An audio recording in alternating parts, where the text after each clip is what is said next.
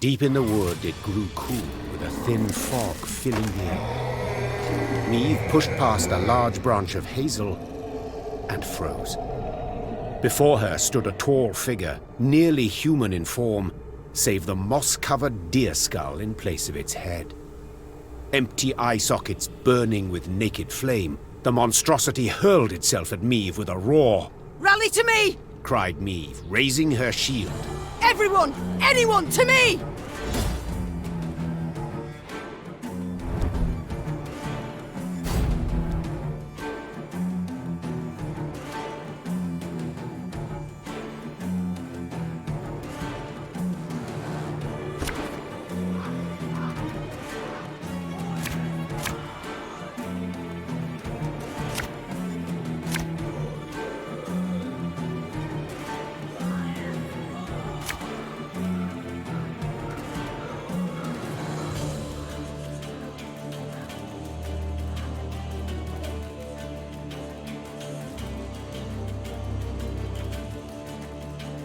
Be wary. We know not what this thing can do. Oh, bother. What have we got ourselves into this time?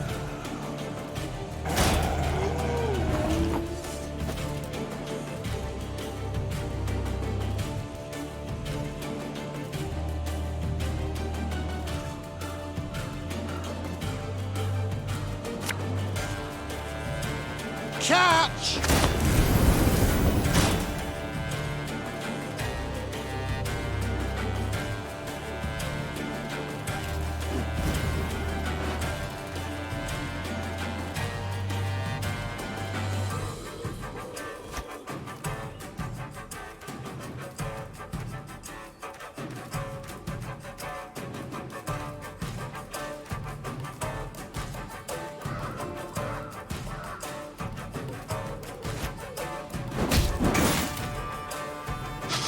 I smell a leak. What you looking at?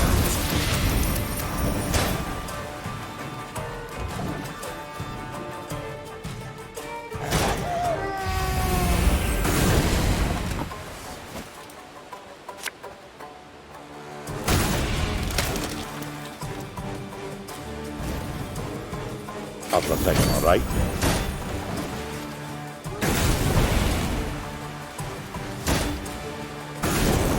Fascinating specimen. I must study it once we're finished.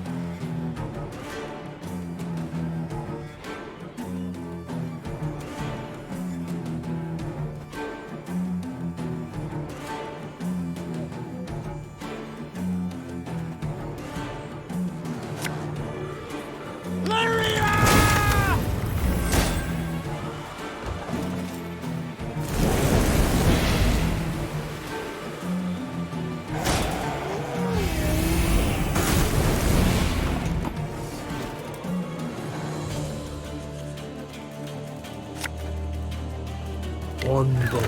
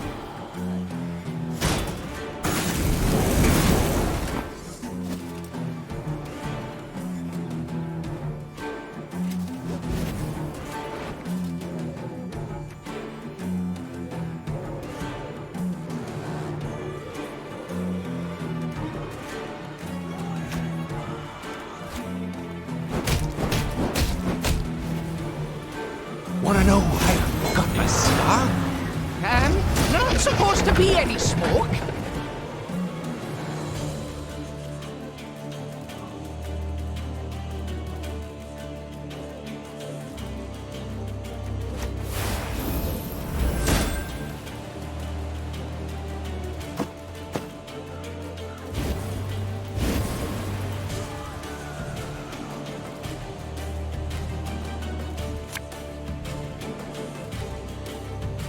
Bigger they are, easier they are to target.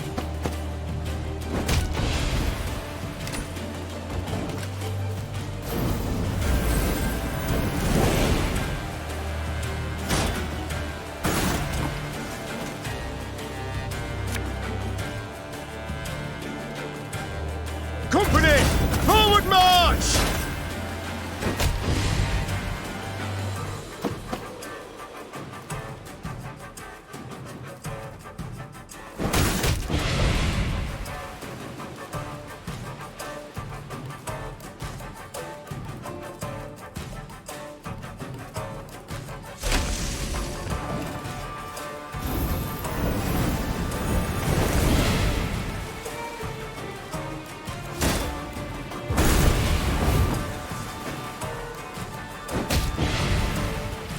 Believe it's dead, whatever that means for such a thing.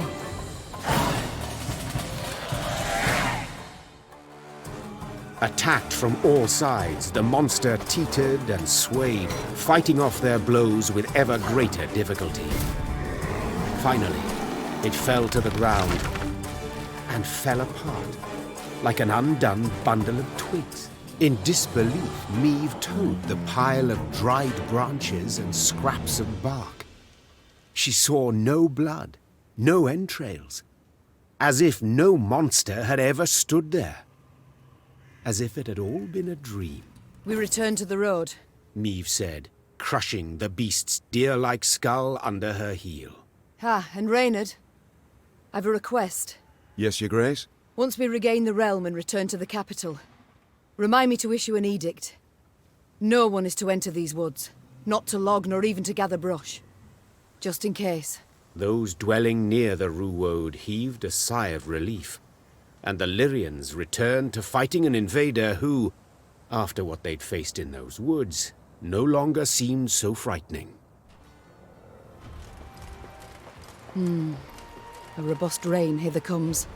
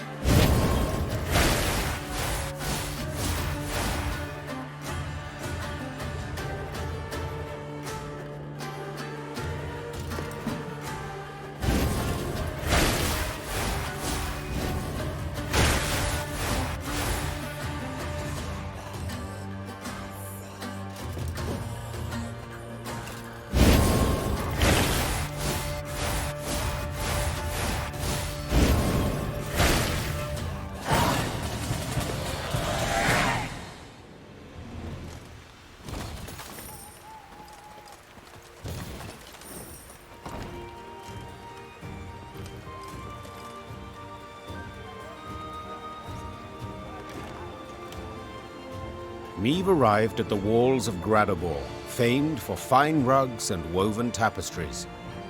The city's artisans had been at work, no doubt pressed by the Nilfgaardians, For atop the tallest spire, that of the town hall, flapped a lustrous ebony flag, a sun of golden threads at its center. So vast was the banner, Gascon whistled in admiration. Gotta admit, the Blackclads certainly have panache. And a vast and powerful army, I'd remind you. Reynard interjected. Arbalists line the walls. That stench in the air, hot tar. Victory's not likely to come cheap, I fear. No cost is too high, said Meve, a hardness in her voice. Reynard, Gascon, ready our men to attack. The Lyrians needed no more encouragement. Since arriving, they had reveled in anticipation of taking the city, then ripping the banner from its spire.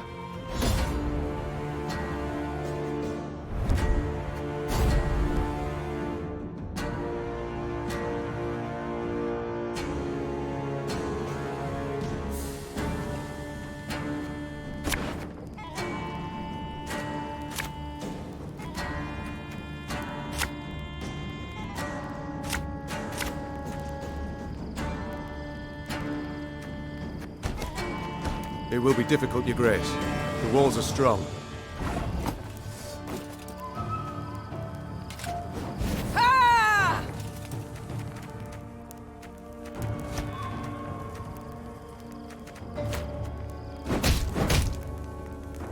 You mad? Don't shake that! This could hurt!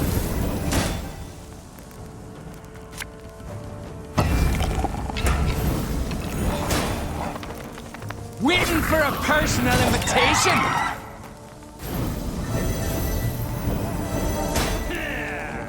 Discipline. That is what you folk lack.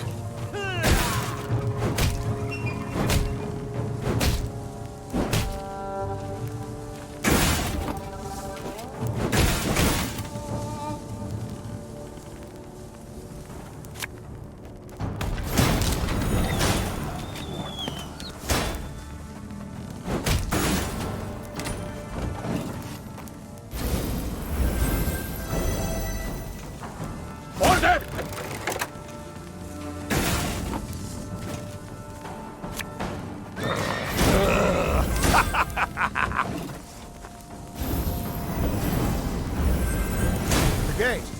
Someone's opening the gate! Forward, march!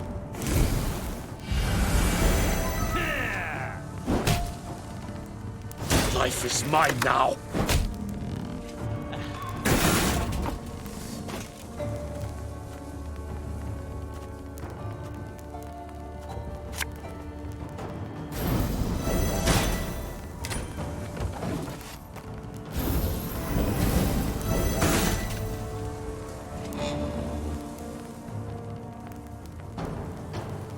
Yes.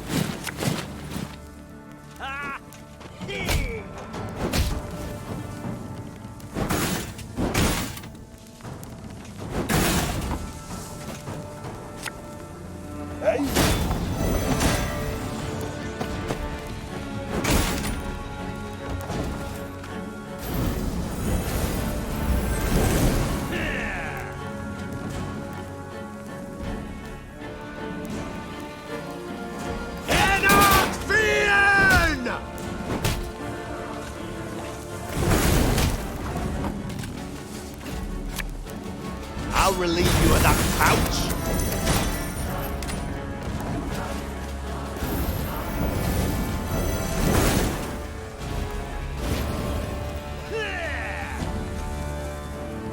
There you go.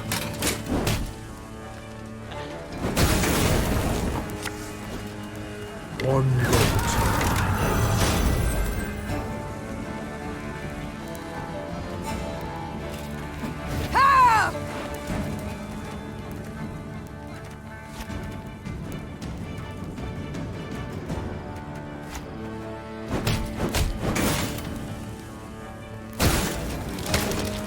Her Majesty is exceptional.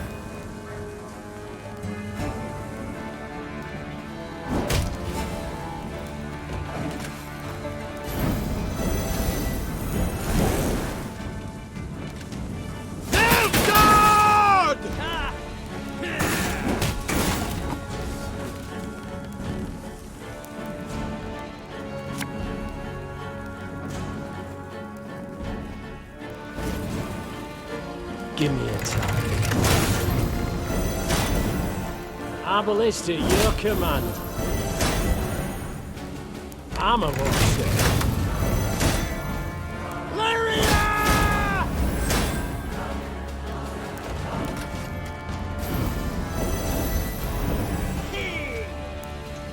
My prescription, a bit of bloodletting.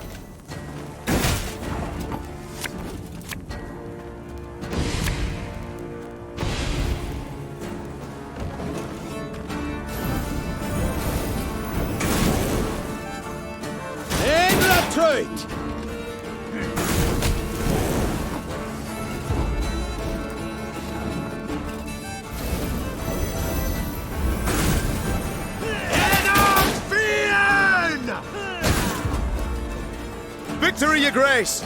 The city is ours! The battle for Gradobor was a hard fight, though not quite as hard as most had thought it might be. During the assault, at its critical juncture, a blow fell from the blue. The unlikely heroes, merchants and burghers brought together by the city's guilds. A wave of them, all riled, swarmed the blackclads at the gates and opened them wide to let Lyria in. Onward! Follow me! As fighting died down around the city, Niamh rode for the town hall on a personal quest. Nilfgaard's vast, garish banner rippled overhead. With its halyard cut, it plunged like a great black bird, stricken. It was the last any would see of the golden sun over Gradobor. 3 cheers! Hip, hip, hooray! The Lyrians were victorious, though not without aid. Niamh met with the merchants who had roused the townsfolk, inspired them to rise up and fight. Many of my soldiers, dozens, perhaps hundreds, owe you their lives today. Said the Queen. For that I am deeply grateful. No, deeply indebted. Should you know a way I might repay the debt, don't for a moment hesitate to ask. The merchants exchanged glances, nodded, grunted, agreed with each other without uttering a word. Then one, a clothfuller, his moustache most robust, stepped forth, bowed low, and spoke for them all. Your Majesty, the invaders brought laws. Laws what don't agree with customs we've long held. Non-humans they forced us to accept.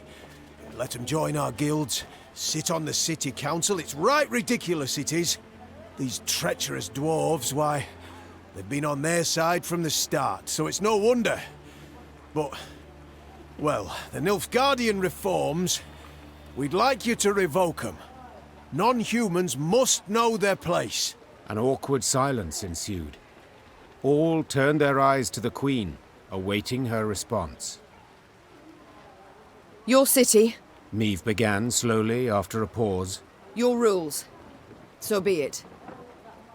I hereby strike down all Nilfgaard's reforms.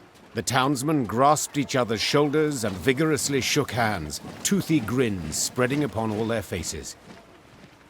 Yet when they asked the Queen to stay and feast, she politely but firmly declined. Her army left Gradobor that very day. She rode at its fore, angry and silent. I know. Niamh finally blurted to Reynard, her eyes still facing forward. I know I granted a wicked request. But I can't hope to easily end hate, distrust, wipe away years of bloodshed. Not with one decree. To force those tradesmen to accept non-humans, allow them into their guilds, would have changed nothing. Do you understand, Reynard? Alas, she could not tell, for Reynard held his tongue.